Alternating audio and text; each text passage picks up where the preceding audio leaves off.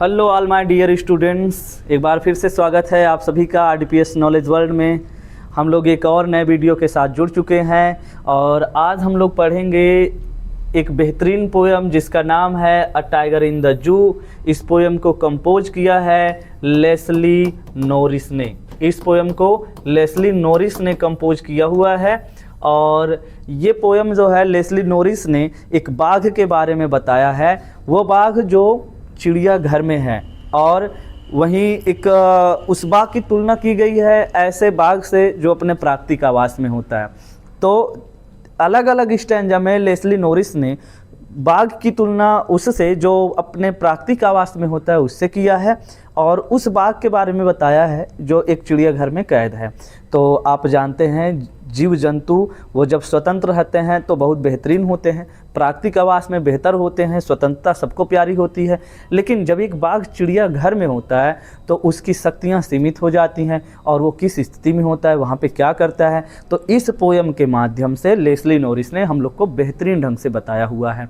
तो आइए बिना देरी किए हुए हम लोग पढ़ते हैं इस पोएम को और देखते हैं किस स्टैंजा में पोएट ने बाघ को बताया है कि वो चिड़ियाघर में है और उसकी तुलना जो है यानी जब नेचुरल हैबिटेट में जो बाघ है उससे करते हैं। तो देखेंगे कि किस स्टैंजा में यानी जंगल के बारे में बताया गया जहाँ पे एक बाघ है। तो बेहतरीन शानदार पोएम है, वीडियो के लास्ट तक बने रहिए। हम लोग देखते हैं इस पोएम में क्या क्या चीज़ें हैं। He starts in his vivid strips the few steps of his quiet cage on pads of velvet quiet in his quiet race। तो ये पहला स्टैंजा है मेरे प्यारे बच्चों कि यहाँ पे ही जो यूज किया गया है वो बाघ के लिए है और ये पर्सनिफिकेशन एक तरीके से मानवीकृत तरीके से, क्योंकि ही का प्रयोग हम मनुष्य के लिए करते हैं लेकिन यहाँ पे एक बाघ के लिए किया गया है। पोएट उसको जो है यानी मानवीकृत रूप में पर्सनिफाइड तरीके से यूज करते हैं, इसलिए यहाँ पे ही का प्रयोग किया गया है।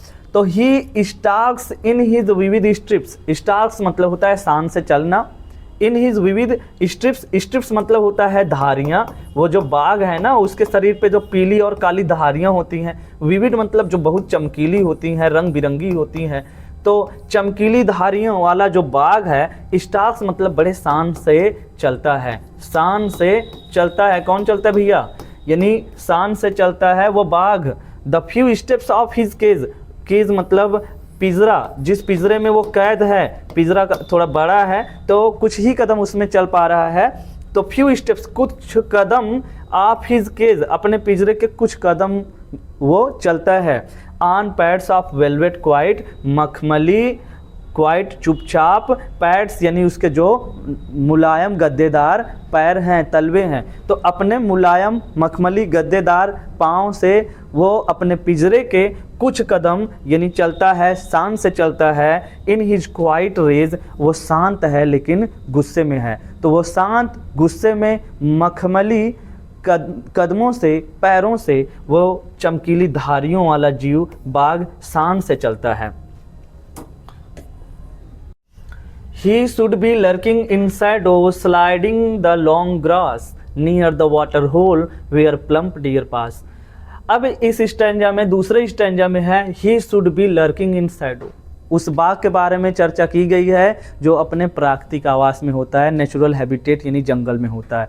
अगर वो जंगल में होता, अगर वो अपने नेचुरल हैबिटेट में होता बच्चों, तो he should B lurking in Shadow. Shadow मतलब किसी वृक्ष की छाँव में या छाया में। शैडो मतलब छाया होता है, तो यहाँ पे किसी वृक्ष की छाया के बारे में चर्चा की गई है कि वो किसी वृक्ष की छाया में lurking in Shadow, should be lurking in Shadow. वो किसी वृक्ष की छाया में यानी घात लगाए होता, घात लगाए बैठा रहता। लर्क मतलब है ध्यान से जो है यानी अपने शिकार के ऊपर घात लगाए रहना।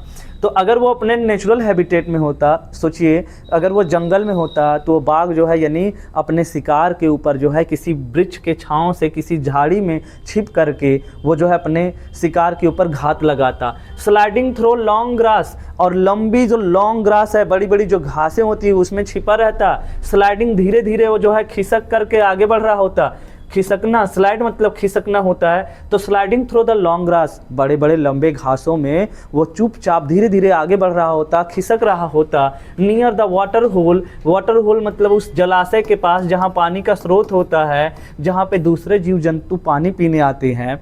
तो नियर द वाटर होल, वो किसी जलाशय के पास में जहाँ पे जीव जंतु पानी पीने आते हैं उसके पास में होता। वेयर प्लम्प डियर पास, जहाँ पे मोटे प्लम्प, मोटे ताजे डियर, हिरन और पास यानी गुजरते हैं, पानी पीने आते हैं। तो जहाँ मोटे ताजे हिरन जो है यानी गुजरते हैं, पानी पीने आते हैं। तो एक स्टैंजा में, पहले स्टैंजा में पढ़ा कि बाघ जो है यानी जो पिंजरे में है तो वो जो है चुपचाप है, गुस्से में कुछ कर नहीं सकता है और वो कुछ ही कदम जो है यानी शान से चलता है। लेकिन अगर वो सोचिए कि नेचुरल हैबिटेट में होता तो किसी छांव में, किसी वृक्ष में जो है घात लगाए बैठा होता, किसी बड़े बड़े घासों में जो है यानी छिप करके वो शिकार की ओर धीरे धीरे खिसक रहा होता, आगे बढ़ रहा होता। जहाँ पे पानी पीने के लिए मोटे ताजे हिरन जो है यानी पास में, यानी उसी के पास में होता जहाँ पे मोटे ताजे हिरन गुजरते हैं। He should be snarling around the houses at the jungle's edge, bearing his white fangs, his claws, terrorizing the village. तो he should be snarling around the houses, वह should be snarling, snarling मतलब होता है गुर्राना, यानी जब बाघ जो है यानी गुर्रा रहा होता है तो he should be snarling around the houses. अगर वो अपने जंगल में होता, जहाँ पे जंगल के किनारे घर बसे होते हैं, लोगों के आवास होते हैं, वो जंगल से आता किनारे पे, तो वो जो है यानी घरों के आसपास जो है स्नैरलिंग अराउंड यानी गुर्रा रहा होता एट द जंगल्स एज, जंगल के किनारे पे। तो वो जंगल के किनारे पे आता और जो है यानी वो यानी गुर्रा रहा होता। Bearing his white fangs, bearing दिखा रहा होता, हिज वाइट फैंग्स अपने सफ़ेद नुकीले दांतों को, वो अपने सफ़ेद नुकीले दांतों को दिखा रहा होता। हिज क्लॉज, और अपने जो है यानी नाखून वाले पंजे को दिखा रहा होता। टेरराइजिंग द विलेज, और वो जो है भयाक्रांत कर रहा होता, डरा रहा होता गांव के लोगों को। अगर वो जो है सोचिए जंगल में रहा होता तो वो जो है यानी जंगल के किनारे पे आता और जहाँ पे जंगल के किनारे घर, इंसानों के घर होते, बस्तियाँ होती हैं, वहाँ पे जो है वो आ करके गुर्रा रहा होता और अपने बड़े बड़े सफ़ेद जो है दांतों को, नुकीले दांतों को दिखा रहा होता, अपने पंजे को दिखा करके गाँव के लोगों को जो है वो भयभीत कर रहा होता, डरा रहा होता। But he has locked in a concrete cell, his strength behind the bars, stalking the length of his cage, ignoring visitors. लेकिन he has locked in a concrete cell, लेकिन यहाँ वो चिड़िया घर में has locked कैद कर दिया गया है। एक चिड़िया घर के जो है यानी कंक्रीट सेल, जो पत्थर के या ईंट के जो है यानी कोठरी बनी होती है, जो सेल बने होते हैं, उसमें वो जो है लॉक्ड हो चुका है, उसको कैद कर दिया गया है। हिज स्ट्रेंथ, और उसकी जो ताकत है, जो उसकी शक्ति है, बिहाइंड बार्स, वो जो है अब कैद हो चुकी है। बार्स यानी सलाखों के पीछे जो उसका पिंजरा है, जिसमें जो है छड़ें लगी हुई है, सलाखें बनी हुई हैं, उसमें उसकी शक्ति को जो है अब कैद कर दिया गया है। Stalking the length of his cage, अब वो जो है यानी पूरी लंबाई, अपने पिंजरे की पूरी लंबाई को जो है यानी चलता है। इग्नोरिंग विजिटर्स, और जो घूमने वाले आगंतुक लोग आए हैं उसको देखने के लिए, उनको वो अनदेखा करता रहता है, क्योंकि वहाँ पे लोग आते जाते रहते हैं और उसकी शक्तियाँ तो कैद हो चुकी है, कुछ वो कर नहीं सकता और उन लोगों को इग्नोर करता रहता है। तो यहाँ पे इस स्टैंजा में पोएट ने जो है बाघ को एक बार फिर से बताया है कि वो जो है यानी कहाँ पे है, चिड़ियाघर में है, और वो चिड़ियाघर में उसकी ताकत, उसकी शक्तियाँ कैद हो गई हैं। अब ये स्टैंजा है, he hears the last voice at night, he hears the last voice at night the patrolling cars and stairs with his brilliant eyes at the brilliant stars.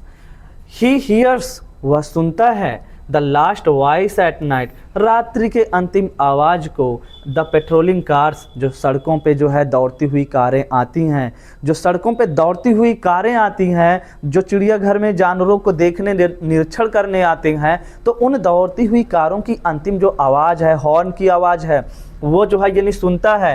And stairs, और वो घूरता रहता है विद हिज ब्रिलियंट आइज, अपने चमकीले, brilliant मतलब होता है चमकीले, आइज मतलब आंखों से, और स्टेयर्स मतलब घूरता है, वो अपने चमकीले आंखों से घूरता है एट द ब्रिलियंट स्टार्स, आकाश में निकले हुए जो सबसे चमकीला तारा है उसको देखता रहता है। चमकीला तारा जो बहुत दूर है और एकदम स्वतंत्र रूप से दिखाई दे रहा है, तो वो जो है अपने रात के समय उसकी जो बड़ी बड़ी चमकीली आंखें होती हैं, तो उन जो है अपने चमकीली आंखों से उस चमकीले तारे को निहारता रहता है। तो रात्रि में अंतिम आवाज़, जो कार दौड़ती हुई सड़कों पे जाती आती हैं उनके अंतिम आवाज़ को सुनता है रात्रि में, और अपने चमकीले आंखों से वो यानी क्या करता है, चमकीले तारे को देखता है। तो मेरे प्यारे बच्चों, आई होप वीडियो आप लोगों को पसंद आया होगा, इस स्टैंजा को आप अच्छे से समझ गए होंगे।